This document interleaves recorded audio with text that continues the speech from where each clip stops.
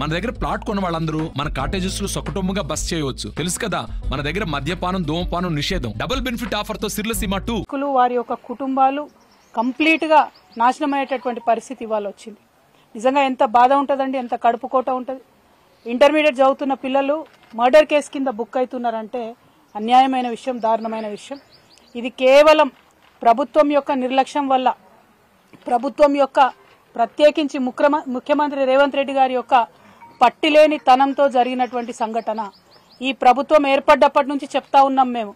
డిసెంబర్లో మీ ప్రభుత్వం ఏర్పడింది, మార్చ్, ఏప్రిల్, మే, జూన్ దాకా ఆల్మోస్ట్ రకరకాల పరీక్షలు ఉంటాయి. పిల్లలందరూ చదువుకుంటూ ఉంటారు. దయచేసి దీంతో పాలిటిక్స్ చేయకండి. విద్యాశాఖకు సపరేట్ గా మంత్రి లేడు కాబట్టి ముఖ్యమంత్రి గారు తక్షణమే రివ్యూ చేయండి అని పదే పదే పదే మొత్తుకున్నాం. నిజంగా ఒక తల్లిగా నేను చాలా బాధపడతా ఉన్నాను. ఇది నేను 5వ చావు చూడడం. కేవలం బీసీ, ఎస్సీ, ఎస్టీ గురుకులాల్లో జరుగుతున్నటువంటి చావులు నేను ప్రత్యక్షంగా పోయింది ఇది 5వది. దాదాపు 12-15 మంది పిల్లల పొట్ట పెట్టుకున్నది కాంగ్రెస్ ప్రభుత్వం. ఎందుకంటే డిసెంబర్లో ఎప్పుడైతే ప్రభుత్వం మారిందో తక్షణమే ఒక్కసారి రివ్యూ చేసుకొని ఈ స్కూల్స్ అన్నిటిని చూసుకున్నట్టయితే బాగుండేది. ఎన్నిసార్లు సూచన చేసినా కూడా ఎంతసేపు పబ్లిసిటీ స్టంట్స్, పొలిటికల్ స్పీచెస్, ఇప్పటికి కూడా కేసీఆర్ మీద పడి ఏడుసుడు తప్పితే ఈ ముఖ్యమంత్రి గారు చేసింది ఏం లేదు. ఇవాళ ఒక తల్లిగా నేను ఆవేదనతో చెప్తా ఉన్నా. మేము చూసొచ్చినాం ఇవాళ తండాలో ఊరంతా కన్నీరు మున్నీరుగా ఏడుస్తున్నారు. ఎవరు తీసుకొచ్చిస్తారు చెట్టంతా కొడుకును? ఎంత బాధ అవుతుంది. ఆ కడుపు కొత్త అర్థం చేసుకోవాలి కదా. ఎందుకు చచ్చిపోయిన పిల్లలు? చిన్న మిస్టేక్, చిన్న గొడవ ఆపడానికి అక్కడ ఎవరు లేకపోతే 8 మంది పిల్లల జీవితాలు ఇలా ఆగమైనాయి. మళ్ళీ ఇవాళ చెప్తా ఉన్నాం గౌరవ ముఖ్యమంత్రి గారికి, దయచేసి ఇప్పటికన్నా మీరు రివ్యూ చేయండి. ఇది పిల్లలాట కాదు. ఏదో పొలిటికల్ స్పీచ్ ఇచ్చి కేసీఆర్ను 2 మాటలు అనిపోయితే సమస్యలు సాల్వ్ కావు. బీసీ హాస్టల్లో 2 ఆడపిల్లలు చనిపోయినారు, భవ్య, వైష్ణవి. వాళ్ళిద్దరికి న్యాయం చేయాలి, కనీసం ఇన్వెస్టిగేషన్ చేయాలంటే చేతగానటువంటి ముఖ్యమంత్రి రేవంత్ రెడ్డి గారు ఇవాళ 2 బిడ్డల ఆడపిల్లల తల్లిదండ్రులు వచ్చి ధర్నా చౌక్ దగ్గర ధర్నా చేస్తా ఉంటే వాళ్ళని ధర్నా చేయనీయకుండా అరాచకంగా పోలీసులు తీసుకుపోయి అరెస్ట్ చేసిండ్రు. కేసీఆర్ గారి పాలనలో ధర్నా చౌక్ లేదు, అవసరం రానియలేదు. ఎవరొచ్చినా కూడా మేము మాట్లాడినాం, ఎవరొచ్చినా సమస్య పరిష్కారం చేసినాం. పారిపోలే మేము వెను చూపించి. జరుగుతాయి సమస్యలు ప్రజా జీవితంలో, నిలబడాలే. నిజంగా పరిష్కరించినప్పుడే ప్రభుత్వం అయితే తప్పితే విమర్శ చేసే ప్రభుత్వం కాదు. నిన్న ఉద్యోగాలు ఇచ్చే దాంట్లో కూడా మొత్తం స్పీచ్ అంతా పొలిటికల్ స్పీచే. కేసీఆర్ ఇచ్చిన ఉద్యోగాలకు ఈయన నియామక పత్రాలు ఇచ్చి పొలిటికల్ స్పీచ్లు ఇష్టం వచ్చినట్టు మాట్లాడు. పర్వాలేదు, పాలిటిక్స్ చేసుకోండి. ముంగట పార్లమెంట్ ఎలక్షన్లు ఉన్నాయి మాకు తెలుసు. కానీ చిన్న పిల్లల జీవితాలతో దయచేసి ఆడుకోవద్దు. ఎస్సీ వెల్ఫేర్ హాస్టల్లో భువనగిరిలో 2 ఆడపిల్లలు అనుమానాస్పద పరిస్థితుల్లో చనిపోయినారు. ఇంతవరకు కుయ్యి లేదు, కుటుకు లేదు, సప్పుడు లేదు ప్రభుత్వం నుంచి. ఏం జరిగిందో తెలియదు, ఆ కేసు ఏమైతుందో తెలియదు. ఆనాడు తెలంగాణ ఉద్యమంలో ఇన్ని చావులు చూసినామంటే మళ్ళా 3 నెలల్లో ఇన్ని చావులు చూడడం నిజంగా ఒక తల్లిగా, ఒక తెలంగాణ బిడ్డగా అత్యంత బాధాకరమైనటువంటి సన్నివేశం. ఇది సిగ్గుచేటు. పరిపాలన చేతగానటువంటి ప్రభుత్వం కేవలం విమర్శలకు మాత్రమే, ప్రతిపక్షాల మీద ఆడిపోసుకోవడానికి మాత్రమే ముఖ్యమంత్రి గారు ఉన్నట్టుగా చేస్తా ఉన్నారు. ఇవాళ ముఖ్యమంత్రి గారికి హెచ్చరిక చేస్తా ఉన్నాం. మీకేం పోయిందయ్యా? ఆ తల్లిదండ్రులు ఆడ ధర్నా చౌక్ దగ్గర ఉండి కొంత 1 గంట సేపు వాళ్ళ బాధ ప్రపంచానికి పంచుకుంటే ఏం పోయింది మీకు? ఎందుకు వాళ్ళని అట్లా గొర్రెలక ఈడ్చుకుపోయి అరెస్ట్ చేసిండ్రు? ఆ అధికారం మీకున్నదా? ఇదేనా ప్రజా తెలంగాణ? దీనికోసమేనా మీకు అధికారం మార్చింది? మార్పు కావాలి అంటే ఇదేనా మీరు చూపించే మార్పు? కనీసం చేత కదా రివ్యూ చేయడం. పరీక్షలు ఉన్నటువంటి సందర్భంలో మేము ఇవాళ నిజామాబాద్ జిల్లా కలెక్టర్ గారిని, జిల్లా సిపి గారితో నిన్న మాట్లాడడం జరిగింది. డిమాండ్ చేసినాం మేము, మీరు ఎట్టి పరిస్థితులలో కొత్త వాచ్మెన్లు ప్రభుత్వం ఏర్పాటు చేసేంత వరకు ఒక హోంగార్డ్ అన్నా, పోలీస్ కానిస్టేబుల్ అన్నా జిల్లాలో ఉన్న అన్ని ఎస్సీ, బీసీ వెల్ఫేర్ హాస్టల్స్ లో పెట్టండి. పిల్లలు పరీక్షలు రాస్తున్నారు, ప్రెషర్ లో ఉంటారు, టెన్షన్ లో ఉంటారు, చిన్న గొడవలు అవుతాయి. ఇవాళ 8 మంది పిల్లల జీవితం ఆగమైంది చిన్న గొడవకి. అలా కాకుండా చూసుకోవాల్సిన బాధ్యత దయచేసి జిల్లా కలెక్టర్ల మీద ఉంటది.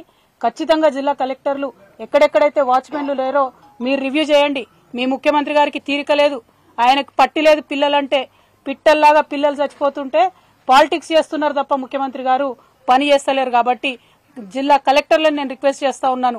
నిన్న నిజామాబాద్ జిల్లా కలెక్టర్ గారికి మేము మాట్లాడినాం. తక్షణమే వారు అక్కడ హోంగార్డ్ ని పెడతామని చెప్పినారు. కౌన్సిలర్ ని కూడా పంపించమని మేము చెప్పినాం.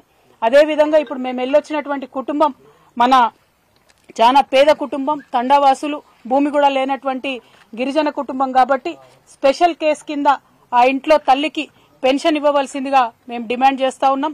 అట్లానే చనిపోయినటువంటి బిడ్డకి ఒక సోదరుడు ఉన్నాడు, ఆ అబ్బాయికి తక్షణమే జాబ్ ఇవ్వాలని నిన్న కలెక్టర్ గారికి మేము డిమాండ్ చేసినాం. ఈ రోజు పొద్దున ఆర్డర్ రావడం కూడా జరిగింది, సంతోషం. అదే విధంగా కాంపన్సేషన్ ఇవ్వాలని కూడా మేము డిమాండ్ చేస్తా ఉన్నాం. బీసీ వెల్ఫేర్ హాస్టల్ నుంచి, బీసీ వెల్ఫేర్ శాఖ నుంచి, విద్యాశాఖ నుంచి, అట్లానే ఇంకా ఇతరత్ర ఎట్లా ఇస్తారో తెలియదు కానీ 15 లక్షల రూపాయలు ఆ కుటుంబానికి ఇవ్వాలని చెప్పి మేము డిమాండ్ చేస్తా ఉన్నాం ఈ సందర్భంగా. అదే విధంగా మరి చాలా అంశాలు అక్కడ తండావాసులు మాకు చెప్పడం జరిగింది. ఆ అంశాలన్నిటి పట్ల కూడా ప్రభుత్వం శ్రద్ధ పెట్టి తక్షణమే ఒక డబుల్ బెడ్రూమ్ ఇల్లు ఆ కుటుంబానికి మంజూరు చేయవలసిందిగా కూడా ఈ సందర్భంగా మేము డిమాండ్ చేస్తా ఉన్నాం. ఇవాళ నిజంగా తెలంగాణ సమాజానికి చాలా బాధగా నేను విజ్ఞప్తి చేస్తా ఉన్నా. ఒక్క 2-3 నెలలు ప్రభుత్వం ఫోకస్ చేస్తే ఈ పరీక్షల సమయంలో, ఈ టెన్షన్ సమయంలో పిల్లలకు ఇబ్బంది కాకుండా కాపాడుకోబడతాం. కాబట్టి దయచేసి ముఖ్యమంత్రి గారికి ఇదివరకు కూడా చెప్పినాం, ఇది రాజకీయాలకు చేయాల్సినటువంటి అంశం కాదు. చేతులు జోడించి విజ్ఞప్తి చేసినాం సూర్యాపేట పోయినప్పుడు, 2 ఆడపిల్లలు చనిపోయినప్పుడు. మళ్లీ విజ్ఞప్తి చేస్తా ఉన్నాం ముఖ్యమంత్రి గారు, మీకు ఇది పిల్లలు పిట్టల్లాగా చచ్చిపోతా ఉన్నారు, దయచేసి శ్రద్ధ పెట్టండి. మీకు విద్యాశాఖ మంత్రి లేడంటే బాధ్యత ముఖ్యమంత్రి గారిదే ఉంటది, తక్షణమే రివ్యూ చేయండి అని మరొకసారి డిమాండ్ చేస్తూ, ఈ విద్యార్థులందరినీ కూడా వారి భవిష్యత్తుని మరి పనంగా పెట్టి పేరెంట్స్ అందరు కూడా పంపించారు కాబట్టి ఆ హాస్టల్స్ లో పరిస్థితులు తక్షణమే మంచిగా కావాలని చెప్పి కోరుకుంటూ, దానికి మా ప్రజాప్రతినిధులు, ఇదివరకు మాజీ శాసనసభ్యులు అందరు కూడా సహకరిస్తారు. ఇక్కడ సురేందర్ అన్న నాకు తెలుసు, తను న్యూ ఇయర్ అయితే కూడా ఆఖరికి పోయి బీసీ ఎస్సీ ఎస్టీ వెల్ఫేర్ హాస్టల్లో సెలబ్రేట్ చేసుకున్నటువంటి వ్యక్తి, అంత ప్రేమగా తన నియోజకవర్గంలో ఉన్నటువంటి హాస్టల్స్ ని చూసుకున్నటువంటి వ్యక్తి. అదేవిధంగా మా ముజీబన్న కావచ్చు, మా వేనన్న కావచ్చు, ప్రభాకర్ రెడ్డి అన్న కావచ్చు, వీళ్ళందరూ కూడా నిరంతరం హాస్టల్స్ కు వెళ్లి చూస్తున్నటువంటి వారు. మరి వారందరికీ కూడా నేను విజ్ఞప్తి చేస్తా ఉన్నాను, మనం ప్రతిపక్షంలో ఉన్న, ప్రభుత్వంలో ఉన్న బీఆర్ఎస్ పార్టీ కార్యకర్తలం అంటే నిరంతరం ఉద్యమ నాయకులం కాబట్టి, ప్రజలతో ఉంటాం కాబట్టి మన బాధ్యతగా ఈ ఎగ్జామ్స్ టైంలో పిల్లలకు మీరందరూ కూడా దయచేసి అండదండగా ఉండాలని చెప్పి నేను ప్రత్యేకించి విజ్ఞప్తి చేస్తూ, మరి ఇంకా ఎందుకులేనా రాజకీయం, వాళ్ళు ఎల్లారెడ్డి ఎమ్మెల్యే గారు రావడం లేదని మా జిల్లా అధ్యక్షుడు గారు గుర్తు చేస్తా ఉన్నారు. మరి యథా రాజా తదా ప్రజ అన్నట్టు ముఖ్యమంత్రి గారికి ఎన్నిసార్లు విజ్ఞప్తి చేయినా రివ్యూ చేసుకోలేదు, ఎమ్మెల్యే గారు కూడా మరి అట్లనే ఉన్నారు. ఇప్పటికన్నా కొంచెం శ్రద్ధ పెట్టండి, ఈ పరీక్షల కాలంలో పిల్లల మీద ఆలోచన చేయండి అని చెప్పి ఈ ప్రభుత్వానికి మేము రిక్వెస్ట్ చేస్తా ఉన్నాం. Thank you. జై తెలంగాణ. మోడీ గారు మా పెద్దన్న అని చెప్పి నిన్ననే ముఖ్యమంత్రి గారు అన్నారు. ఆయనకు గత ఆర్ఎస్ఎస్ రూట్స్ అన్ని కూడా గుర్తొచ్చినట్టున్నాయి, అందుకే మోడీ గారు మా పెద్దన్న అని చెప్పి ముఖ్యమంత్రి గారు అన్నారు. నిజంగా అనడానికి కనీసం కొంచెమన్నా బాధ ఉండాలి, ఎందుకంటే మొన్ననే బడ్జెట్ పెడితే ₹1 ఇవ్వలేదండి బీజేపీ, ఒక్కటంటే ₹1 కేంద్ర ప్రభుత్వం తెలంగాణకి ఇవ్వలేదు. అట్లా ₹1 ఇవ్వని వాళ్ళు పెద్దన్నలు ఎట్లయితారో ఇక మరి వాళ్ళకే తెలవాలి. పొలిటికల్ అండర్స్టాండింగ్ ఉంది కాబట్టి పెద్దన్న అన్నారని మేము అనుకుంటున్నాం. ఎందుకంటే ప్రతి చోట బీఆర్ఎస్ ను ఓడగొట్టాలి, ప్రాంతీయ పార్టీలను బొందబెట్టాలంటే బీజేపీ కాంగ్రెస్ ఒకటైతున్నటువంటి వైఖరి ఇక్కడే కాదు దేశవ్యాప్తంగా కూడా మనం చూస్తా ఉన్నాం. సో వాళ్ళ పొలిటికల్ అండర్స్టాండింగ్ కాబట్టి పెద్దన్న చిన్నన్న అనుకుంటా తిరుగుతున్నారు. వాళ్ళు ఎట్లన్నా తిరగండి, 2 సీట్లు ఎక్కువ గెలవండి, కానీ ప్రజలను విస్మరించకండి, ప్రజా సమస్యలను విస్మరించకండి అని మాత్రమే మేము కోరుతా ఉన్నాం.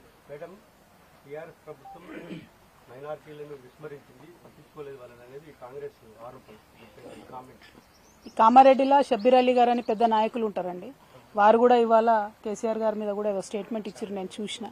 केसीआर साहब बहुत मीठे बातें करके माइनॉरिटियों को गुमराह करे बोल के उन्होंने स्टेटमेंट दिए। मैं शब्बीर भाई से यही पूछना चाह रही हूँ, शब्बीर भाई आप याद करिए, माइनॉरिटी डिक्लेरेशन करके आप दिए, उसमें क्या दिए शब्बीर भाई? माइनॉरिटियों के लिए अलग से 1.5 लाख शादी मुबारक देते, ऊपर से 1 तोला सोना देते बोल के बोले। आज तक किसी शादी में जाके कांग्रेस पार्टी की तरफ से एक भी चेक दिए क्या? 1 तोला सोना किसी को दिए क्या? माइनॉरिटी डिक्लेरेशन में जितने भी इश्यूज बोले, इमामों को मौजनों को तनख्वाह देते बोले, बढ़ाते बोले, बच्चों को सेपरेट स्कॉलरशिप देते बोले, 4000 करोड़ बजट में रखते बोले, कितना रखे है ना? 2000 करोड़ भी पूरा नहीं रखे। और शब्बीर भाई उल्टा आज भी केसीआर साहब के ऊपर रो रहे। मैं बोल रही हूँ ना साहब, इनको हजम नहीं हो रही है चीज की, सरकार में आए कैसे? अभी तक वो खुद हैरान है कि हम लोग सरकार में हैं, अभी तक ऑपोजिशन पार्टी के जैसा इनका रवैया है। ऑपोजिशन पार्टी के जैसा इनका बर्ताव है, जिसके वजह से लोगों को बहुत ज्यादा नुकसान हो रहा है। यही हमारा कंसर्न है। माइनॉरिटियों के वास्ते हमेशा हमेशा केसीआर हमदर्द रहे हैं। बीआरएस पार्टी माइनॉरिटियों के वास्ते काम करने वाली पार्टी है। आगे चल के भी हमारा रवैया वैसे ही रहेगा। Thank you. What is it?